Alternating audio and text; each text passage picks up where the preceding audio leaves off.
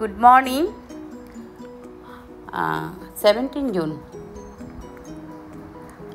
আজকে আমি আমার ভেজিটেরিয়ান ডিলাইটের সমস্ত বন্ধুদের গুড মর্নিং, নমস্কার, স্বাগত জানিয়ে আজ ভিডিওটি শুরু করছি।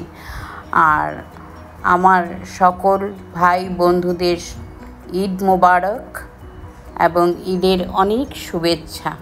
তো চলুন, আপনারা আসুন, থাকুন দেখতে কেমন ভিডিওটি আমি তৈরি করছি।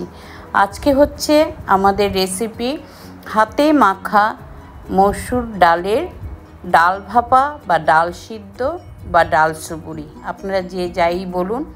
খুব সুন্দর একটা রেসিপি, সামান্য কিছু উপকরণে কম সময়ের মধ্যে এটা হয়ে যায়।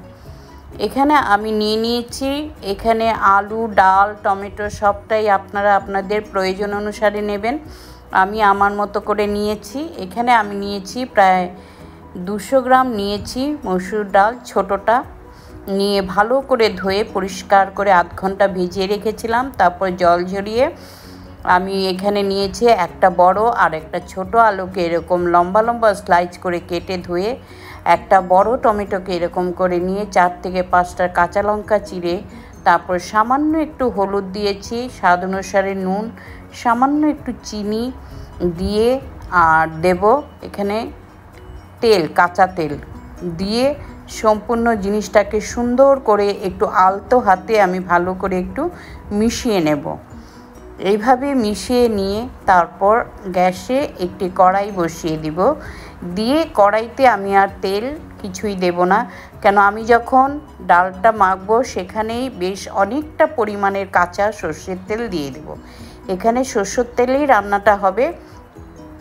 তারপর কড়াই গরম হওয়ার পরে এই ডালের যে মাখা সেটা আমি দিয়ে দেব। দিয়ে 2-3 মিনিটের জন্য একটু ভালো করে নাড়ব। নেড়ে এখানে আমি দিয়ে দেব জল। জলটা আমি এখানে ঠান্ডা জলই ব্যবহার করব, গরম জল দেব না, কেন এটাকে ফুটতে দিতে হবে। জলটাও আপনারা আপনাদের বা ডাল অনুসারে আপনারা কতটা প্রয়োজন সেরকম দেবেন। আমি প্রথমে এখানে 1 লিটারই জল ব্যবহার করেছি, কেননা এই জলটা একবারে দিলেই ডালটা টেস্ট এবং সিদ্ধ দুটোই ভালো হয়। তো আমি আমার ডাল অনুসারে, সবজি অনুসারে যতটা জল প্রয়োজন একবারেই দিয়ে দিয়েছি। আমি আর পরে জল এখানে অ্যাড করব না। এইভাবে জলটা দিয়ে আমি একটা ঢাকা দিয়ে লো টু মিডিয়াম ফ্লেমে আমি এটাকে প্রায় 5 থেকে 7 মিনিট সেদ্ধ হতে দেব। তারপর 10 থেকে 12 মিনিট পর ঢাকাটা খুলে আবার একটু নাড়াচাড়া করে আবারও একটু ফুটতে দেব। তারপরেও বেশ খানিকক্ষণ পরে আমি ঘুরে এসে ঢাকাটা খুলে দেব। এখন ডালটা আমার প্রায় সেদ্ধ হয়েই গেছে, সুন্দর করে একটা মাখো মাখো ভাগ হয়ে গেছে। আমি এখন প্লেট আউট করে নেব। নিয়ে এটার উপরে আবারও একটু সামান্য সর্ষের তেল ছড়িয়ে দেব।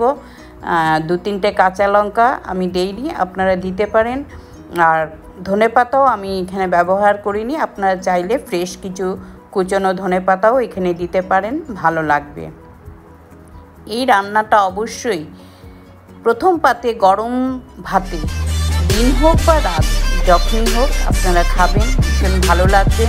আমার মনে হয় একবার যে খাবে সে বারবার খাবে। তো বন্ধুরা, আজ আসছি, আপনাদের ভালো লাগলে অবশ্যই পাশে থাকবেন।